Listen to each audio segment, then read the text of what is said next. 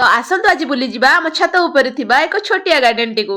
तो चलतु आरंभ करबा। हाय एवरीवन, नमस्कार, जय जगन्नाथ। मु सिद्धिता पुणी थरे आसी एक न्यू मिनी ब्लॉग को नहीं। तो जो प्रकार समस्ते कही था अपेक्षार फल मीठा होता है, तो मोर भी अपेक्षार फल आ परिश्रम फल यही शाग गछ गुड़िक। आज्ञा हाँ, मु बुणी शाग मंजी। तो 2 दिन गला 3 दिन गला बहुत अपेक्षा कली।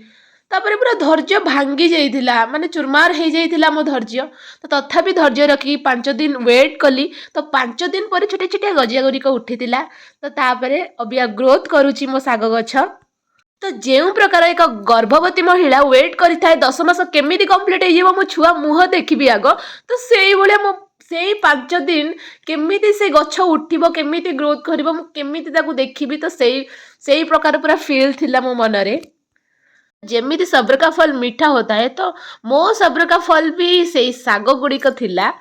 5 दिन पर किसी यही प्रकार गजा गुड़िक उठिबार देखी मो मनटा पूरा खुशी हो जाइथिला।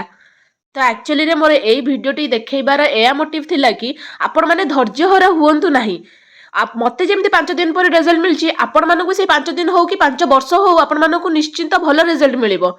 आहुरी भी बेटर मिल पारिबो। तो सब बेले भगवान को ऊपर विश्वास रखंतु। आ ए वीडियो को बहुत सारा भल पाइबा दियंतु। एतिके रहिली। जय जगन्नाथ।